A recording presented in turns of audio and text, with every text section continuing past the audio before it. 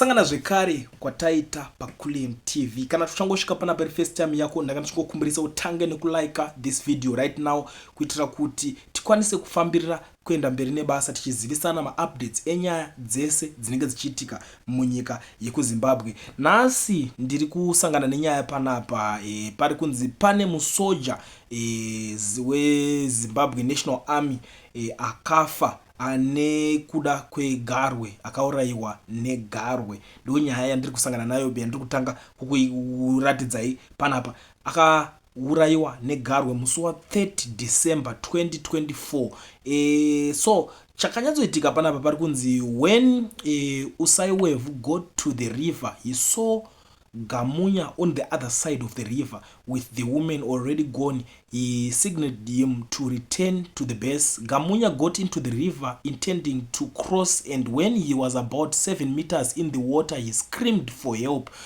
Auraiwa quickly noticed that he was being whisked away into the deep waters by a crocodile. He tried to assist by throwing stones in a bid to scare away the reptile, but all was in vain. Akaona sawira wake atotorwa akutira kukanda matombo kuti shamari unoza zvezvo kutira kuti anoizwa chifungo pamwe munhu achasiwa but type yegaru rakamutora racho harina kutomboswera richizvivhunduka izvozvo, ende zvinongorwadza. Unoziva kuti anenge achiti masoja vari kuti vanenge vachingo amanaka zvakangooma mufunge zvinhu zvinenge zvichiitika, ende kunonzi kutorerwa patambo chaipo 30 December watotorwa. Vakomanaka unonga kuti ndakutopindawo rimwe gore, asi zvakangoomawo mufunge. Tiri ipapo ndiri kunzwa nyaya zvekare iri kubudiswa neborder authorities. Vari kuestimata kuti more than 20,000 maZimbabweans vakapinda muSouth Africa illegally kubva paholiday ipapa pa New Year holiday. Vari kuexpecta kuti over 20,000 maZimbabweans. Vanhu iva vanenge vachida kungotangisa musindo, muvachenjerere zvenyu, hapana yakanyanya. Ndozvo vanongoita gore rega rega, vanhu vekuti vatongojairwa zvango zveskirire basa zvezvo zvongoti izvo sungati mbonzi tikuita se tiri kushanda, vanotanga kungorotomoka vakudedzera manumbers. But anyway, ko mungavaita sei zetingosiyana navo. Ndichibva ipapo ndiri kusangana neimwe nyaya zvekare panapa iripo pari kunzi President Mnangagwa has described cleric Hubert Mudzaniri, popularly known as Hubert Angel, as God's mouthpiece during Angel's Exodus night event to mark the new year 2025 at Hippodrome in Harare. Mnangagwa praised the self-styled prophet in a live feed. I think makakaona ka clip kacho kaka vanhu vachechi nemapolitician. I don't know why zvichiwirirana vanhu vachechi nemapolitician, but it's a topic for another day. Nangoti nguva yacho ndachida kungoti ndikukuzivisai ndechekuti ari kuti is a God's mouthpiece chete. Ini ndozvinaida kungokuzivisai. I know kuti you have a lot to talk about panyaya iyoyo, but inini zvangu uyu regedza iti mujambira, handisi kuda kuti ndazomujaja kana ndazoti kudii. Regedza tiende pana seweek chivayo panapa nezura kapa Toki Vibes motor ye 90,000 USD, but chiri kuzobuda panyaya ipapo tisingaverenge mota iyoyo pamota dzese dzaapa vanhu iko zvinezvi pari kuestimatwa kuti akaspenda mari inokwana kuita 10,500,000 something. Ndo mari yakakwanisa kuspendwa pakupohwa vanhu marori, machinchi vese vekuchechi, maakwa, vanhu vese. Ndo mari yakaspendwa nachivayo, ndo word in the street iko zvinezvi.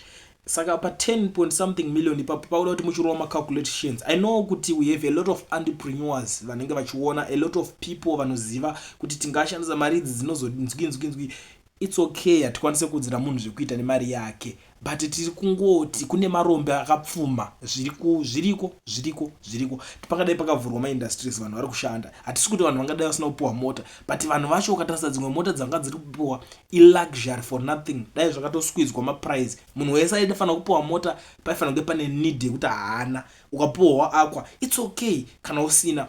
Tine vanhu vakawanda vese anenge asina anayo haana need kutenga achipuwa. I think that is fair. Mari yombotorwa sezvo zvinhu zvakaoma pofurwa maindustries, but these guys it seems like havana kana basa nazvo zvekuti nyika iri kuzonaka. And chandakazoongorora ndikaona these guys havana basa nekuti nyika yacho inake, nekuti kugadzirwe maindustries kana zvamunofunga imimi.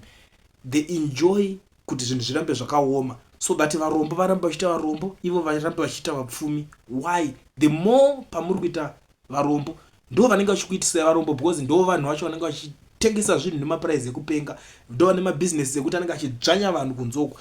Kumabasa kwaunenge wakashandira kamari kadiki, unozouya uda kukwira kombi, vanenge variko kudepartment refuel ndo vanenge vachitengesa petrol yacho, saka ndo vanokontrola mapuraizi ezvinhu zviramba zvichingokuomerai. Ndo zvinhu ndakaongorora ndikaonawo, but it's a topic for another day. I know kuti you guys have a lot to say about nyaya idzodzo. Inini ndangoti ndidari kuone ipapo because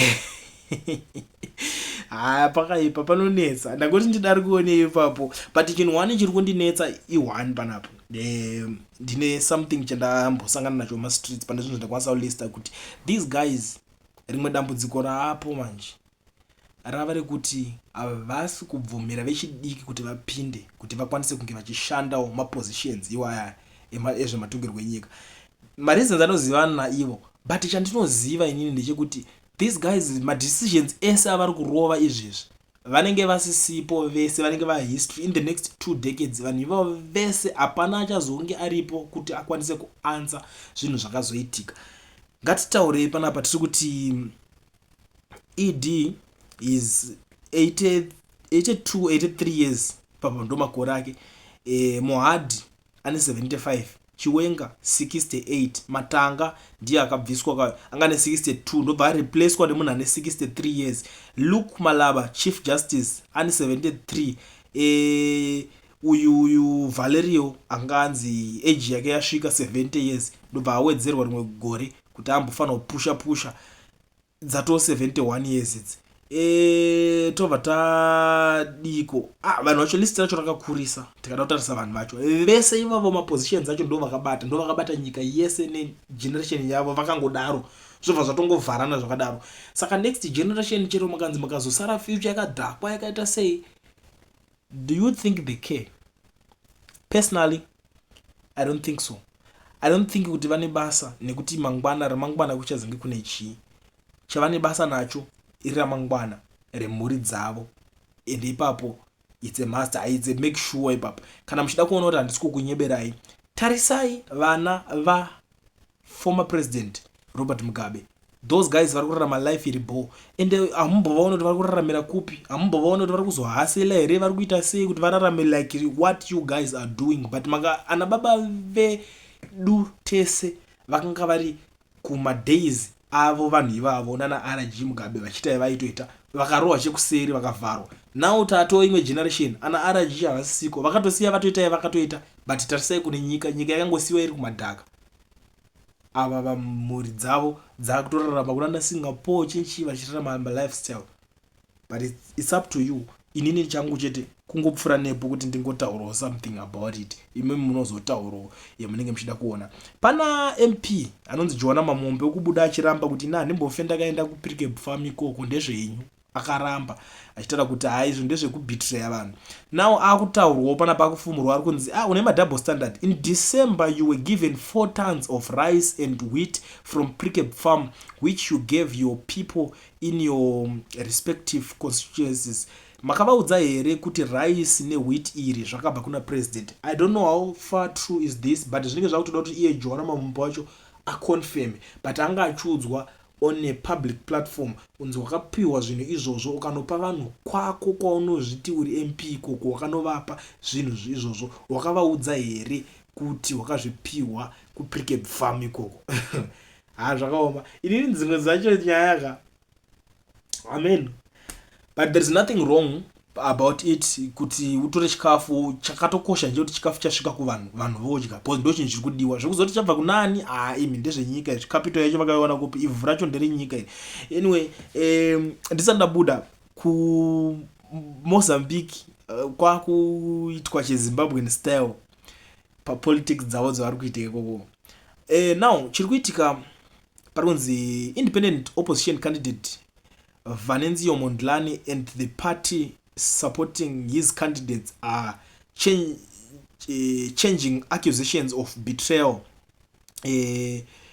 So nyaya iripo panapa pari kunzi vanhu vepodemos party vari kubetray struggle yavo nekuti vari kutaura kuti havasi kurecognize maresults.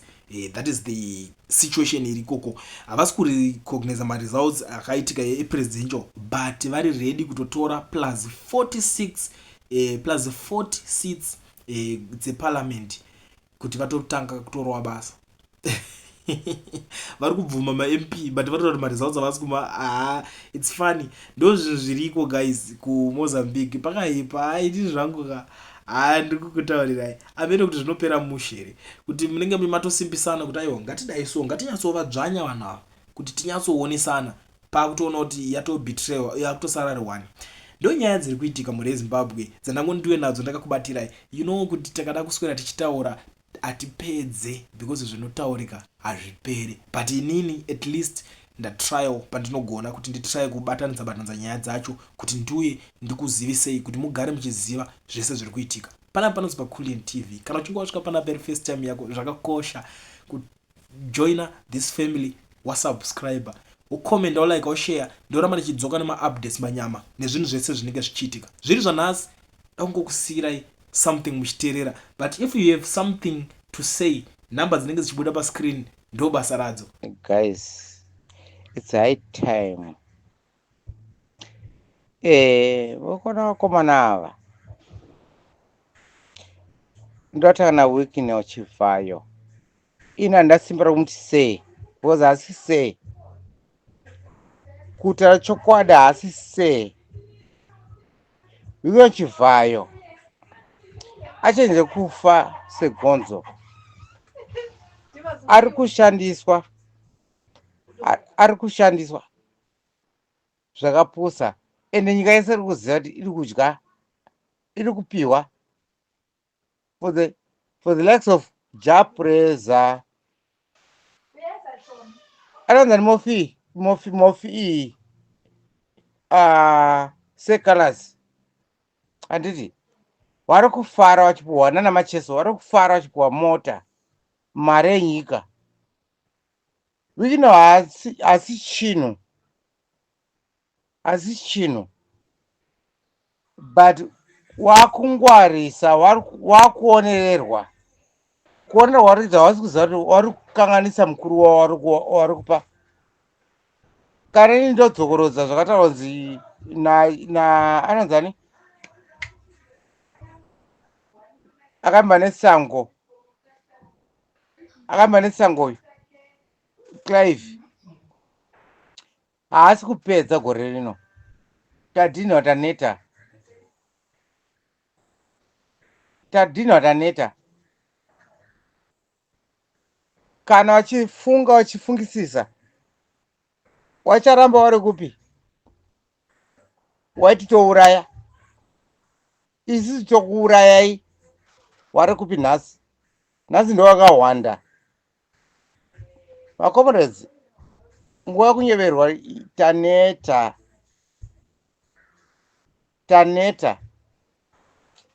kuneta taneta kwete dosa zvauri kuchiitira Mnangagwa kwete kuti Mnangagwa akakundikana last year ngangoregedza paaenda kulivhika ngangogara akadaro asadzoka kumuofisi ndatenda hangu